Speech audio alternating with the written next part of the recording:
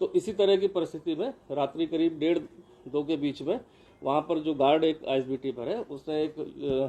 बालिका को देखा कि वो एक उसकी दुकान पर जो मैगी की वहाँ बन रही थी दुकान पर बैठी हुई थी, और इसके बाद देखा कि वहाँ एक व्यक्ति साथ में बगल में खड़ा था, उससे कुछ बातें कर रहा था। उसको संदिग्ध लगते हुए कि रात्रि में इस तरह बच्ची एक वहाँ पर बैठी हुई है, तो उसने वहाँ पर जो 1098 की यूनिट रहती है उसमें एक व्यक्ति रहता है, उनको इन्फॉर्म किया। उनका नाम है श्री दिगंबर जी। तो उन्होंने इसके बाद, चूंकि महिला उसमें बच्ची थी, तो उन्होंने अपनी दूसरी यूनिट में जो दूसरी महिला काम करती है जो आईएसबीटी पर थी, उसको कॉल करके फिर उसको वहाँ पर बुलाया। और बुलाने के बाद जो बच्ची से प्राथमिक जानकारी करी, तो वो अपना नाम पता बहुत ज़्यादा नहीं बता पा रही थी। ये बताया जो प्राथमिक जांच में उन्होंने लिखा है रिपोर्ट में, उसमें लिखा था कि पटियाला से मैं आई हूँ और मेरे माँ बाप नहीं है। तो ये रिपोर्ट में उन्होंने जो प्राइमरी रिपोर्ट होती है उन्होंने उसको अंकित किया, और इसके बाद जो नियम होता है उनका कि थाने पर बताकर कि बच्चा मिला और उसको हम चाइल्ड वेलफेयर के सामने प्रस्तुत करेंगे, अपना नाम पता घर का नहीं बता पा रही है ठीक से और कुछ मानसिक रूप से परेशान लग रही है, तो इसको हम वहाँ पर काउंसलिंग करके और आपको सूचित करेंगे, जो एकदम एसओपी के अनुसार था। तो इसके उपरांत जब वो उसको वहाँ पर 3:30 बजे के बाद ये सारी प्रक्रिया करके वो CWC के सामने जब अगले दिन वो ले जाते हैं, तो उस दिन भी काउंसलिंग के दौरान उसने अपने आप को कहीं कोई अपने साथ ऐसी कोई घटना के बारे में नहीं बताया और ना ही कोई मेडिकली ऐसी कोई दिक्कत बताई। तो नॉर्मल जो एक जब बच्चों को लाते हैं तो नॉर्मल एक मेडिकल वहाँ पर कराया जाता है, वो नॉर्मल मेडिकल करा दिया गया था। और इसके बाद घर का नाम पता, कभी वो मुरादाबाद, कभी दिल्ली जाना और कभी पटियाला जाना, और कभी अपने माँ बाप को कोरोना के दौरान उनकी डेथ हो जाना या बचपन में ही डेथ हो जाना, और इस तरह अपने भाई और जो घर में परिवार के लोग हैं उनका भी एग्जैक्ट कुछ नाम पता नहीं था। ना ही उसके पास कोई फ़ोन था, ना ही कोई आधार कार्ड या कोई आइडेंटिटी थी जिससे कि उसकी पहचान हो पाए। तो ये 14 तारीख को भी काउंसलिंग के दौरान ऐसी कोई बात नहीं बताई गई। 15 तारीख को क्योंकि वहाँ अलग अलग कमेटी है, चाइल्ड वेलफेयर कमेटी की काउंसलिंग होती है, वनिता करके उनकी काउंसलिंग होती है, और इसके अलावा CWC के मेंबर्स हैं उनकी भी काउंसलिंग होती है।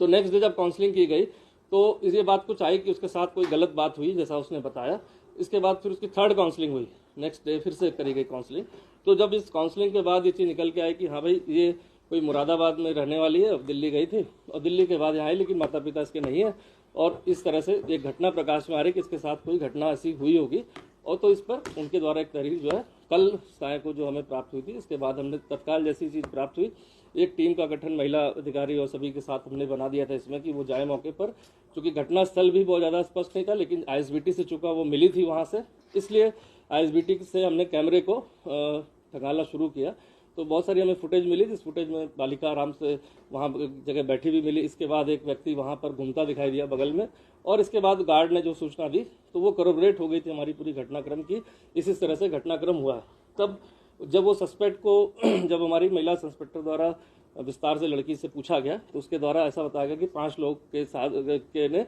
अलग अलग समय में उसके साथ गलत वो काम किया है। इसके आधार पर भी जो आदमी सस्पेक्ट वहाँ घूम रहा था, उस फुटेज को लेकर वहाँ के जितने भी हमारे ड्राइवर या काम करने वाले लोग हैं, कर्मचारीगण आईएसबीटी के आसपास रहते हैं दुकान पर, उन सबसे हमने वेरिफिकेशन कराया कि कोई इसको पहचानता होगा। तब उसकी शिनाख्त हुई कि वो भगवानपुर एक ड्राइवर है, जो एक बस का नंबर दिया कि इस बस का ड्राइवर है और ये भगवानपुर में मूल रूप से रहने वाला है और आज अवकाश पर है, उसकी ड्यूटी ऑफ है और वो अपने घर गया होगा। इसके आधार पर पुलिस टीम हमारी उस जो सस्पेक्ट था उसकी तलाश में निकल गई। साथ ही साथ जो मुकदमा दर्ज करके मेडिकल की जो प्राथमिक कार्रवाई होती है उसको प्रारंभ कर दी गई रात्रि में। और इस तरह से जब पहले सस्पेक्ट को पकड़ा गया तो उससे पूछताछ में तो दूसरे का नाम, तीसरे का नाम, इस तरह 5 लोग इसमें टोटल जो है प्रकाश में है, जिसमें 2 ड्राइवर हैं, एक इसमें सरकारी कर्मचारी का ड्राइवर है, साथ ही साथ एक उसमें क्लीनर है और एक सफाई जो बस की करता है। इस तरह जो इन्वॉल्व थे वो सारे लोग एक ही उसमें इन्वॉल्व थे, और एक उसमें कैशियर है जो जहाँ पर कैश का पैसा जमा करके हिसाब किताब किया जाता है। तो समझ घटनाक्रम में अभी तक जो जानकारी मिली कि दिल्ली और इसके बीच में बस चलती है, दिल्ली और